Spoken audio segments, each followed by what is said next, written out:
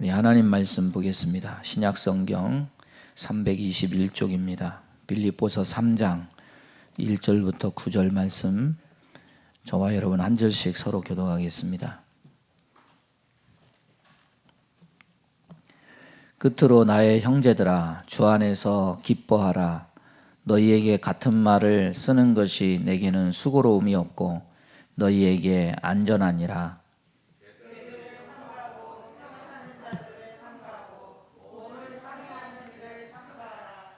하나님의 성령으로 봉사하며 그리스도 예수로 자랑하고 육체를 신뢰하지 아니하는 우리가 곧 할례파라.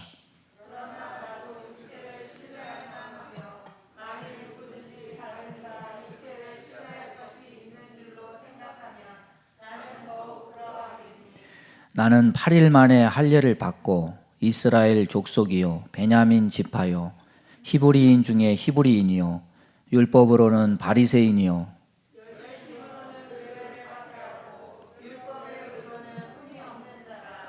그러나 무엇이든지 내게 유익하던 것을 내가 그리스도를 위하여 다 해로 여길 뿐더러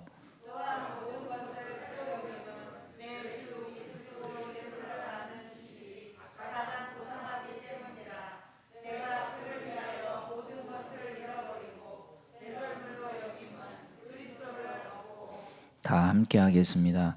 그 안에서 발견되려 함이니 내가 가진 의는 율법에서 난 것이 아니요 오직 그리스도를 믿음으로 말미암은 것이니 곧 믿음으로 하나님께로부터 난 의라.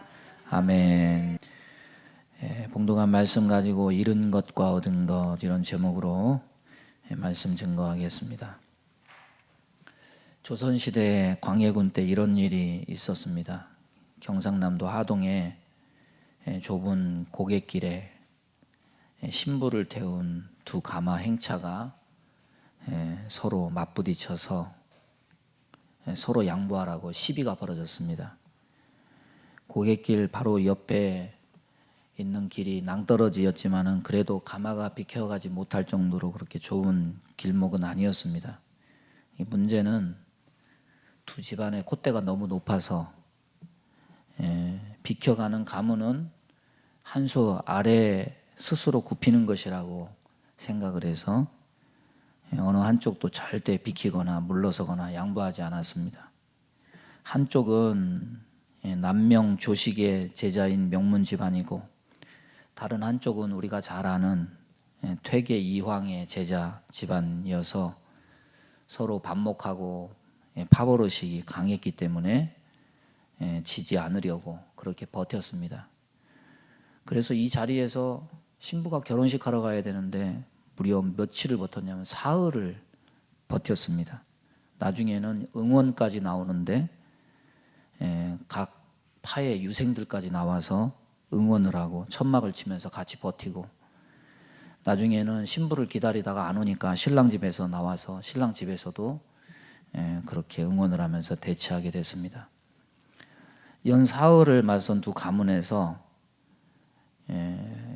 학문과 가문의 명예를 더럽히지 않고 이 사태를 어떻게 해결할 것이냐, 두 가문의 어른들이 어떤 결론을 냈냐면 자기 가문의 딸들에게, 결혼하러 가는 딸들에게 자결을 강요를 했습니다. 그래서 무거운 돌덩이가 가마 속에 들어가고 두 딸이 그것을 비단치마에 감아서 안고 고갯길 옆 낭떠러지 아래에 있는 강으로 투신을 해서 뛰어내렸습니다. 시집가러 간 길이 황천길이 됐다고 사람들이 그렇게 얘기를 하고, 신부를 강바닥에 장사 지내고 오던길을 되돌아 가버렸습니다. 그래서 그 좁은 고갯길이 그런 일이 있은 다음부터 그곳이 가마고개다, 이런 명칭이 불려졌다고 합니다. 이 세상에는 상식적으로 미덕과 양보가 미덕이 양보와 겸손인데 어떤 사람에게는 양보와 겸손이 아니라 가문의 명예가 더 중요한 거죠.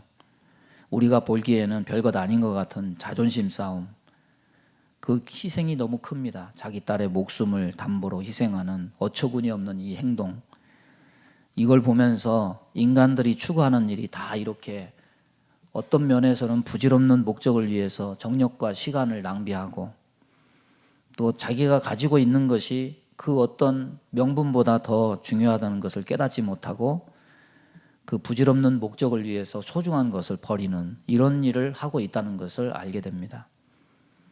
인생은 어떻게 보면 얻는 일과 잃는 일의 연속입니다.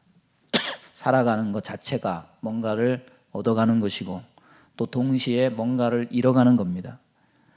인간의 문명도 그렇습니다. 우리는 문명의 편리성에 너무나 젖어 있습니다. 하지만 가만히 들여다보면 얻는 것만 있는 것이 아닙니다. 우리가 얻는 것, 그것 때문에 환경이 파괴되고 자연이 파괴됩니다. 얻었지만 동시에 우리는 자연의 그 모든 것을 잃고 있습니다.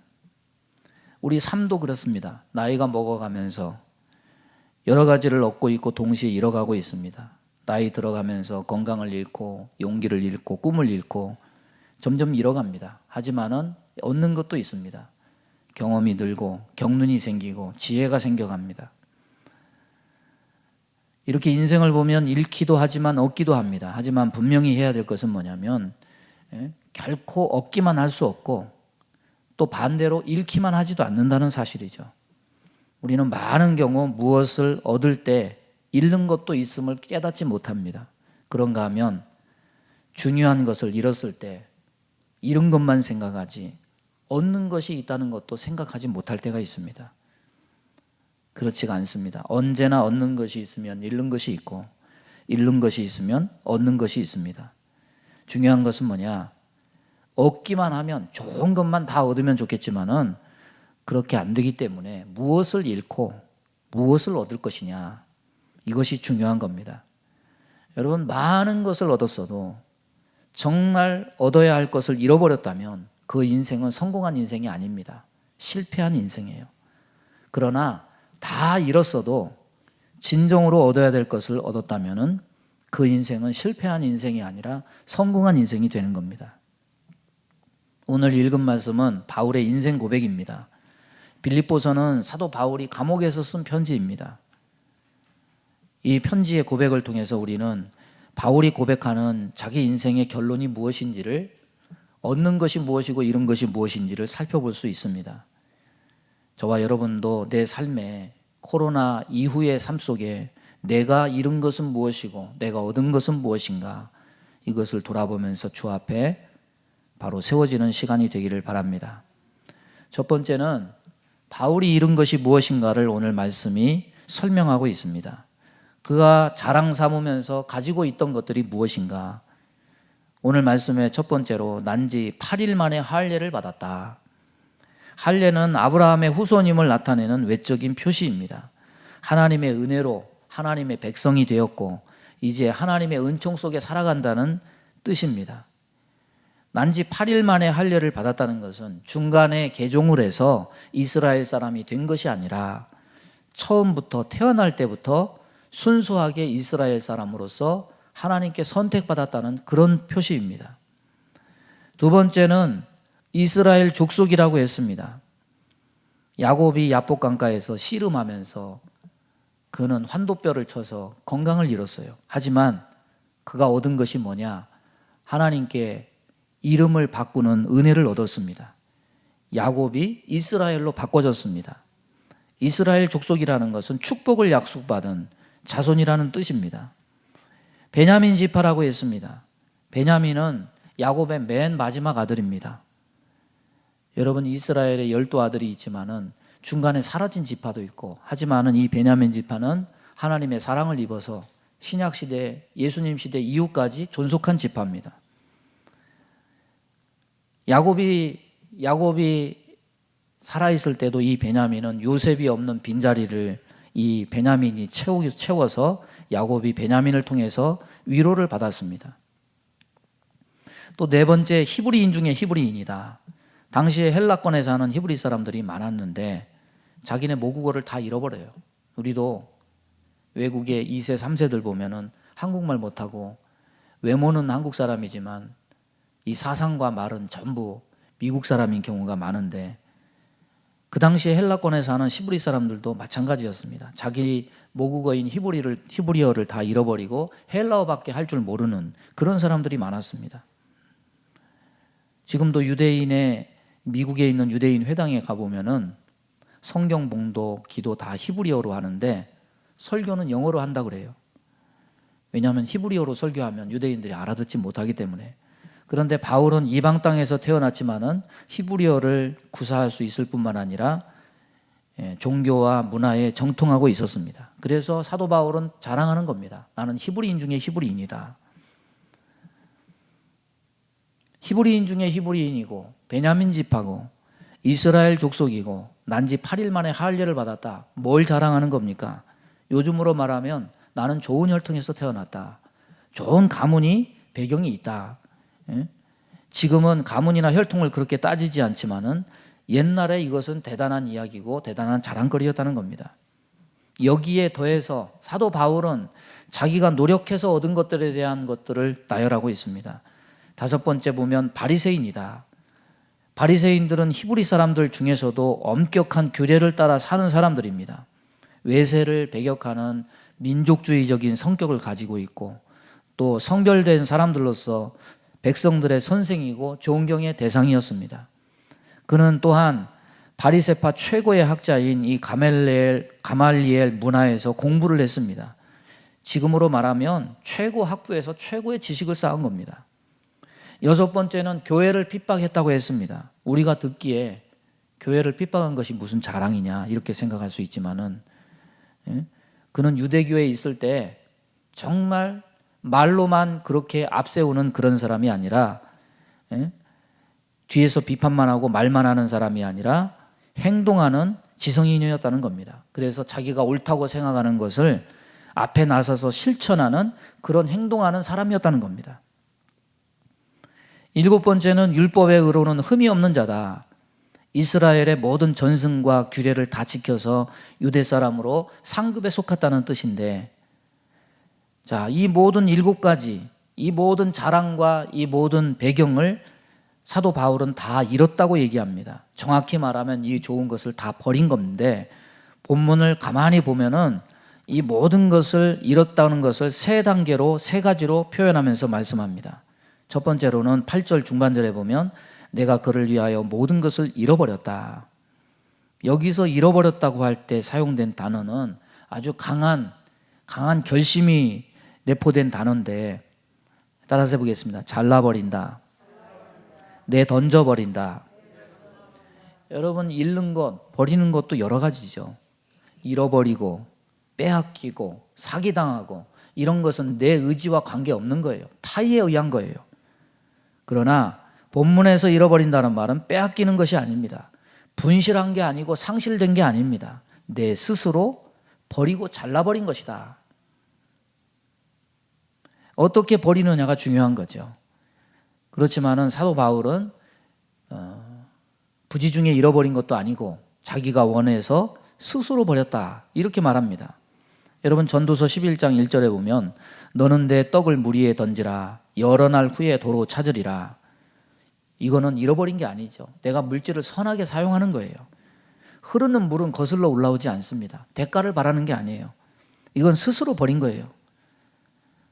스스로 버려서 물이 거슬러 올라오지 않아서 내가 물 위에 던진 그 빵을 물이 거슬러 다 주는 것이 아니라 그것을 누가 보상해 주는 것이냐? 하나님이 보상해 주신다 이 말이죠. 사업이 망해서 내 손을 떠났다, 죽어서 생명이 떠났다, 이거는 빼앗긴 겁니다. 사도 바울은 이렇게 형편이 안 좋아서 빼앗긴 것이 아닙니다. 자기가 스스로 결심해서 모든 것을 버린 겁니다. 자기가 버린 것들을 아쉬워했느냐? 그런 측면에서 8절 후반절에 보면은 배설물로 여겼다 말씀합니다. 배설물, 좋게 말해서 배설물이지 똥으로 여겼다는 말이에요. 여러분, 이 말씀이 실감나지 않으면 화장실에서 일 보고 나올 때를 생각하면 되죠. 화장실 나오면서 저거 참 아깝다, 이런 사람이나 다시 쳐다보는 사람은 없습니다. 냄새도 싫고 보기도 싫은 거예요. 더럽게 여기고 뒤도 안 돌아보고 손 씻고 빨리 나오려고 하는 것이, 그것이 화장실 들어간 사람의 행동입니다. 엄마들은 자기 자녀의 배설물을 건강을 판단하기 위해서 살피고 다시 보는 일이 있지만은 거의 대부분의 사람은 배설물이 아깝다거나 미련이 남는다거나 그것을 들여다보면서 생각하면서 그런 사람은 아무도 없습니다. 사도 바울은 지난날 자기가 가지고 있던 것들, 좋아하던 것들, 자랑하던 것들, 이런 것에 대해서 이런 마음을 갖게 되었다는 뜻입니다. 왜 그랬느냐? 가치관이 바꿔졌기 때문입니다. 예수님을 중심으로 가치관이 완전히 바꿔졌기 때문이에요. 조금 덥죠? 예. 그랬더니 전에 좋아하던 것들, 전에 중요하다고 생각했던 것들이 아무것도 아닌 것이 되었고 똥과 같이 여기게 되었습니다. 우리가 다 좋아하는 것이 있죠. 보석을 좋아하는 사람은 보석 가게 앞을 그냥 못 지나가요. 예? 거기서 항상 발걸음이 멈춰지고 야, 저거 가지면 좋겠다. 예? 보고 또 가서 보고 확인하고 꿈도 꾸고 그것을 가지게 됐을 때 그걸 자꾸 보게 되죠. 그런데 어느 날 은혜를 받고 좋아하는 것이 달라져요. 이젠 예수님이 좋아요. 그랬더니 전에 소중히 여기던 것들이 하찮게 여겨져요. 우리는 하찮게지만 바울은 어떻게 표현했느냐? 그건 똥과 같다. 이렇게 여기는 거예요. 여러분, 예수를 잘 믿으려면 좋아하는 것이 바꿔져야 돼요. 예수님이 좋아져야 신앙생활 잘할 수 있어요. 아무리 해라 하지 말라 얘기해도 좋아하는 것이 바꿔지지 않으면 절대로 신앙생활 잘할 수 없어요. 여러분의 좋아하는 것이 예수님이기를 바랍니다. 세 번째로는 거기서 더 나갑니다. 8절에 보면은 따라서 보겠습니다. 모든 것을 해로 여겼다. 우리는 종종 얘기합니다. 사도 바울이 가지고 있던 조건들 때문에 하나님께서 선택하셨다. 맞기도 합니다. 헬라어를 하고 라틴어를 하고 로마 시민권이 있고 공부를 많이 하고 그랬기 때문에 사도 바울은 어떻게 보면은 복음에 많이 쓰임을 받을 수가 있었습니다. 이런 바탕에서 생각하면은 우리는 어떻게 생각할 수 있느냐? 그걸 굳이 해로 여길 것까지는 없지 않은가? 우리는 이렇게 생각할 수 있습니다. 그런데 사도 바울은 거기서 더 나아가서 극단적인 표현까지 쓰면서 다 해로 여겼다. 이렇게 생각합니다. 여러분, 우리는 이 사실을 뭘 통해서 알 수 있느냐? 사도 바울이 전도하고 선교할 때 하나님께서 많은 능력을 주셔서 어떤 때는 바울에게 있던 수건을 병자에게 얹기만 해도 병이 고침받는 그런 역사가 일어났습니다. 그런데 사도 바울이 복음을 전하면서 돌아다니다가 아테네라는 곳에 들렀습니다. 아테네에 가니까 알지 못하는 신에게라는 그런 우상의 비석도 있어요. 그래서 사도 바울이 거기서 뭘 생각했습니까? 내가 철학을 배웠으니까 이 철학을 사용해서 예수 그리스도를 전도해야 되겠다. 그런데 결과는 참혹했습니다. 전도가 안 됐어요. 유일하게 사도 바울이 복음 전도하면서 교회가 세워지지 않는 곳이 어디냐? 아테네였어요. 아테네 교회는 없습니다. 성경에. 그래서 사도 바울이 거기서 실패하고 거기서 깨달은 것이 뭐냐? 내가 이제는 내게 있는 지식이나 능력을 가지고 예수 그리스도를 전하는 것이 아니라 내가 예수님의 십자가와 부활만 전할 것이다. 사도 바울은 거기서 경험을 얻을 수가 있었던 겁니다. 우리는 우리가 가진 것들에 있어서 이렇게 얘기할 때가 많아요. 우선순위의 문제다. 그것이 나에게 해를 끼치는 정도에 버릴 것은 절대 아니다. 우리는 이렇게 생각합니다. 내가 가진 경력, 지위, 재물, 명예 이 모든 것이 예수 믿는 데 있어서 힘이 되어줄지언정 그렇다고 무슨 해까지 끼칠 수 있느냐? 우리는 그렇게 생각하지 않을 수 있습니다. 사도 바울도 그렇게 생각했습니다. 그러나 생각이 바뀌어졌어요. 여러분, 우리와 사도 바울의 차이점이 뭡니까? 사도 바울은 그만큼 자기가 예수를 믿은 것에 대한 기쁨과 감격이 컸기 때문에 자기가 가졌던 것을, 명예를, 지식을, 자랑을 그만큼 똥으로 여기고 해로 여길 만큼 그 버리는 것에 대해서 미련이 눈곱만큼도 안 남아있다는 거죠. 우리는 어떻습니까? 미련이 너무 많죠. 항상 저울질하죠. 그래서 우리는 신앙이 기쁨이 아니라 고민이죠. 이렇게 살면 안 되는데 매일 고민이 늘어나요. 바울이 잃은 것이 뭔가? 사실은 어쩔 수 없이 잃은 게 아니에요. 바울은 버린 거예요. 잘라낸 거예요. 저와 여러분이 기쁘고 행복한 신앙생활을 하려면 이런 결단이 있어야 될 것입니다. 그러면 두 번째, 바울이 얻은 것이 뭐냐? 무엇이 얼마나 좋은 것이기 때문에 이렇게 모든 것을 버리고 똥처럼 여기고 해로 여겼느냐? 그것은 단 하나입니다. 따라서 해보겠습니다. 예수 그리스도였다. 8절에 보면 모든 것을 해로 여김은 내 주 그리스도를 아는 지식이 고상하기 때문이라. 내가 그를 위하여 모든 것을 잃어버리고 배설물로 여김은 그리스도를 얻고 그 안에서 발견되려 함이다.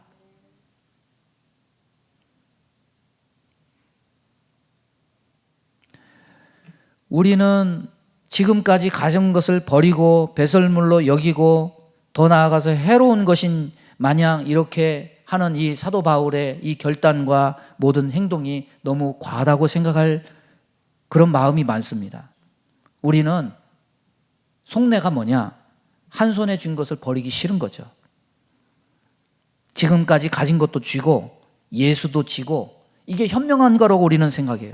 왜? 내가 사도 바울이 아니기 때문에, 내가 목사가 아니기 때문에, 선교사가 아니기 때문에, 내가 평신도로서 그렇게까지 예수 믿을 필요는 없다고 생각해요. 그러나 과연 우리가 양손에 쥐고 사는 이런 신앙생활이 과연 가능하느냐? 다 쥐고 신앙생활하는 게 가능하다고 한다면 예수님이 부자가 천국에 가기 힘들다는 말씀을 하실 필요가 없었을 겁니다. 마태복음 6장 24절 보면 한 주인이 두 주인을 섬기지 못할 것이니 혹 이를 미워하고 저를 사랑하거나 혹 이를 중히 여기고 저를 경히 여김이라. 너희가 하나님과 재물을 겸하여 섬기지 못하느니라. 여러분, 재물이나 사물은요, 이것도 좋아하고 저것도 좋아할 수 있어요. 예를 들면 자전거 타는 것도 좋아하고 등산도 좋아하고 보석도 좋아하고 돈도 좋아하고 그 사랑은 나눌 수 있어요. 그러나 인격체를 사랑하는 것은 절대 나눌 수가 없는 겁니다. 하나님을 재물과 겸하여 사랑할 수는 없는 겁니다. 좋아하고 사랑하는 것은 나눌 수가 없어요. 따라서 보겠습니다. 좋아하고 사랑하는 것은 나눌 수 없다. 따라서 보겠습니다. 사랑은 하나다. 남녀 간의 사랑은 하나님과의 사랑을 대변하는 거예요. 처첩을 많이 거느린 그 옛날 황제들, 얼마나 그 궁중 안에 암투와 그 사랑을 독차지하기 위한 그 질투와 시기가 얼마나 많습니까? 하나님도 마찬가지입니다. 하나님을 세상과 짝하여 다른 것을 사랑할 수가 없어요. 하나님은 인격이 아닌 세상과 사랑을 나누기를 원하지 않으십니다. 그래서 구약 성경은 뭐라고 말하느냐? 하나님은 질투의 하나님이라. 하나님을 가장 사랑해야 됩니다. 세상과 하나님을 겸하여 사랑할 수가 없습니다. 우상과 하나님을 겸하여 사랑할 수가 없습니다. 그렇기 때문에 하나님을 좋아하고 기뻐하지 않고서는 신앙생활 절대 바로 할 수 없어요. 그렇기 때문에 예수도 포기하지 않고 지금까지 내가 가진 것, 내가 사랑하고 좋아하는 것도 포기하지 않겠다. 이 말은 사실 포장에 불과하고 사실은 내가 가진 모든 배경과 욕심을 예수 믿는다고 해서 포기하지는 않겠다는 말과 같은 거예요. 말로는 우선순위의 첫째는 예수님이라고 말하지만은 실상 그 마음의 더 넓은 영토를 차지하고 있는 것은 자기의 자아, 자기의 욕망, 세상인 겁니다. 결국 진실한 신앙의 끝은 무엇을 얻고 무엇을 잃을 것인가, 이것에 있는 겁니다. 이것은 바울에게만 해당되는 사항이 아니라 모든 신앙인에게 동일하게 주어지는 질문입니다. 여러분, 하나님은 우리에게 물으실 겁니다. 네가 사랑하는 것이 무엇이냐? 네가 사랑하는 것을 채우기 위한 목적으로 내가 그것을 채워주고 보호해주기를 기대하고 나를 섬기느냐? 아니면 나를 그토록 사랑해서 나만 바라보고 진정으로 나를 사랑해서 나를 섬기는 것이냐? 네가 진정으로 나를 사랑한다면 모든 것을 잃고 나를 선택할 수 있겠느냐? 아브라함에게 그 시험이 임했어요. 부자 청년에게도 그 시험이 임했어요. 부자 청년은 자신합니다. 나는 어려서부터 율법을 다 지켰습니다. 뭘 더 지켜야 천국에 갈 수 있습니까? 너 가진 재물을 다 팔고 나를 따르라. 부자 청년이 풀이 죽어서 고민하다가 슬그머니 돌아갑니다. 왜 그렇습니까? 하나님도 쥐고 재물도 쥐고 손해보는 것 없이 천국도 소유하려고 했지만은 결국은 그렇게 안 된다는 거예요. 그가 제일 사랑하는 것은 하나님이 아니에요. 세상이고 재물이었습니다. 사람들이 말로는 다 예수님이 우선순위입니다, 예수님 사랑합니다 하지만은 사람들은 다 고민해요. 자기 욕망, 자기 욕심 비우는 일에 고민해요. 잃지 않으려 합니다. 배설물로 여기지 않으려고 합니다. 해로 여기지 않습니다. 예수 때문에 모든 것을 버리는 일 정말 어려운 거예요. 우리는 아무것도 잃지 않으려고 해요. 바울의 관심이 뭡니까? 오늘 말씀에서 드러납니다. 의를 얻는 것입니다. 여기서 의라는 것은 내가 하나님 앞에 선다 해도 내가 옳습니다, 떳떳합니다, 이 의미가 아니라 오히려 나는 의가 없지만 내가 하나님 앞에 설 수 있는 자격을 얻기를 원합니다, 이런 의미다. 인간은 다 죄인이에요. 인간은 다 하나님 앞에 설 자격을 잃었습니다. 의를 얻어야 하나님 앞에 설 수 있고 은혜의 보좌 앞에 우리가 담대히 나아갈 수가 있습니다. 다시 말하면 구원받을 수가 있습니다. 바울이 이 의를 얻기 위해서 끝없이 노력을 했지만은, 바리새인이 되었지만은, 모든 규례를 까다롭게 지키고 철저하게 그렇게 생활했지만은 그는 그렇게 했음에도 불구하고 의를 얻을 수 없었어요. 그런데 예수님을 알고 보니 그 안에 하나님의 의가 있음을 알았습니다. 그래서 9절에 말합니다. 내가 가진 의는 율법에서 난 것이 아니요, 다시 말해 율법을 지켜서 된 것이 아니요, 오직 그리스도를 믿음으로 말미암은 것이니 곧 믿음으로 하나님께로서 난 의다. 여러분, 바울이 예수를 알아서 지혜를 얻고 출세한 것이 아닙니다. 병 고친 것이 아닙니다. 부자 된 것이 아닙니다. 오히려 그런 조건들은 예수를 믿고서 다 잃었어요. 육신으로 따지면 바울은 실패한 인생입니다. 그러나 예수를 알아서 그것은 잃었지만은 마침내 죄인이 의롭다함을 얻어서 구원을 받았고 영생을 얻었다. 이것이 너무 큰 은혜여서 이제는 아무 소원이 없다. 예수님 한 분으로 기쁘고 예수님 한 분으로 감사하고 예수님 한 분으로 족하다는 거예요. 사도 바울은 이것을 얻은 것이라고 여긴 겁니다. 코로나 시대 딜레마가 뭡니까? 방역에 중심을 두면 경제가 울고, 경제에 중심을 두면 방역이 느슨해져서 확진이 되고, 요즘 세계 정치는 이 중심을 누가 잘 잡느냐, 이것이 정치 잘하는 거죠. 어쩌면 사람들이 이것처럼 위기 속에서 중심을 잡으려고 하듯이 신앙생활도 육신을 만족시키는 삶, 예수님을 기쁘게 하는 삶, 이것에 있어서 중심을 잡아보려고 애를 쓰려고 하지만 우리가 생각하는 것처럼 그렇게 안 된다는 거죠. 절대로 둘을 만족시킬 수는 없습니다. 예수를 선택하면 육신이 고달파져서 또 흔들립니다. 육신이 편해지는 것을 선택하면 신앙생활이 저 멀리 갑니다. 여러분, 코로나 이후 잃은 것이 뭐고 얻은 것이 뭡니까? 육신적으로 안정되었다 할지라도 그 결과로 인해서 오히려 주님과 멀어졌다고 한다면 그것은 성공이 아니라 실패입니다. 왜냐? 그것은 육신의 행복을 얻기 위해서 주님을 잃은 것이기 때문에 그렇습니다. 인도에 사람들이 많이 죽어갑니다. 우리는 생각하죠. 인도는 못 사는 사람이 굉장히 많으니까 아마 못 사는 사람들이 저렇게 많이 죽는가 보다. 신문에 나왔어요. 빈민들이 죽은 건 10%고 전부 그 90%는 누가 죽었냐면 중상류층이 다 죽었대요. 지금 인도는 중류층이 무너지고 있어요. 코로나로 인해서. 우리는 생각을 하죠. 돈을 많이 벌어서 의료시설의 혜택을 많이 받으면 이 코로나도 비껴갈 수 있을 것이다. 그런데 보세요. 뭐가 무너지고 뭐가 잃고 있는지 보세요. 일본은 지금 하루 확진자가 7,000명 이상 됩니다. 그런데 올림픽을 하겠다고 강행을 하고 있어요. 예? 일본 국민들은 반대를 하죠. 왜 그렇습니까? 지금 얻는 것과 잃은 것을 저울질하잖아요. 저울질하잖아요. 여러분, 뭘 얻었습니까? 뭘 지키고 있습니까? 얼마나 누렸습니까? 인생이 얻기 위해서, 누리기 위해서, 지키기 위해서 죽게 고생을 하고 수고를 해요. 그런데 우리 모두 압니다. 아무것도 얻지 못하고 잃고 마는 것이 결국 인간의 삶이라는 것을 우리는 압니다. 태어나서 죽게 고생해서 수고한 모든 결과물 아무것도 가지고 가지 못해요. 죽음과 함께 다 초기화가 됩니다. 그렇다면 그 어느 것도 사실 내 것이 아니에요.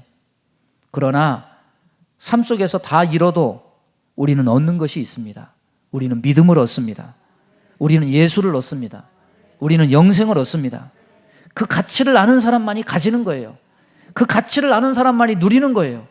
그리고 이 어려움 속에서도 그 가치를 아는 사람만이 감사하고 기뻐하고 하나님을 찬양하게 되는 거예요.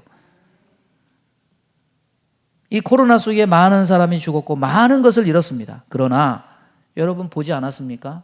작년 한 해 보지 않았습니까? 하나님의 역사는 중단되지 않았어요. 가장 소중한 것을 얻은 사람들이 분명히 있어요. 여러분, 세상에는 잃어도 되는 것이 있고 절대 잃지 말아야 되는 것이 있어요. 예수님이 바로 절대 잃지 말아야 되는 거예요. 예수님이 저와 여러분의 생명이라면 반드시 얻을 뿐만 아니라 절대로 잃지 않기를 바랍니다. 그래서 이 어려운 세대를 뚫고 믿음으로 승리하는 저와 여러분 되기를 주님의 이름으로 축원합니다. 우리 주여 한번 부르고 통성으로 기도합니다. 주여, 하나님 아버지 감사합니다. 오늘도 주의 말씀을 우리에게 허락해 주심을 감사합니다. 성령님, 이 시간 함께 해주시고 정말 우리에게 전해주신 이 생명의 복음, 이것을 우리가 가슴에 품고 잃지 않기를 원합니다. 하나님, 우리의 지각을 열어주시고 우리의 마음을 주님께서 깨끗게 하사 아버지 하나님, 진리의 말씀 안에서 이것을 소중히 간직하고 기뻐하며 감사하며 영광 돌리며 그렇게 살아가는 귀한 성도들 다 될 수 있도록 인도해 주옵소서. 예수님의 이름으로 기도하옵나이다. 주가 일하시네, 주가 일하시네.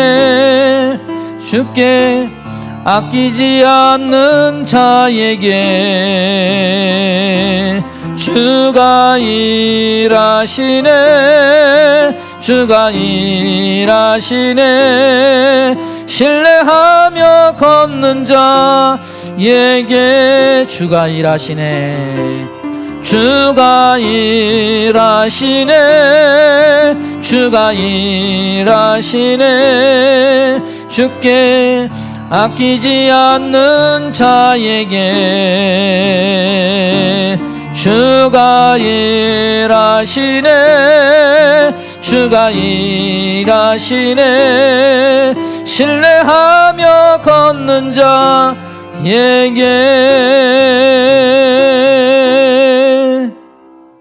믿음의 손을 가슴에 얹습니다. 몸이 아픈 곳에 손을 얹습니다. 하나님, 이 질병이 전 세계에 퍼져서 많은 사람들이 죽어가고 있지만 지금도 어떤 자는 얻는 자가 있고 잃는 것이 있지만 돈이 있다고 지킬 수 있는 것이 아니요, 어떤 대비책이 있어서 이것을 우리의 생명을 책임져 줄 수 있는 것이 아님을 믿습니다.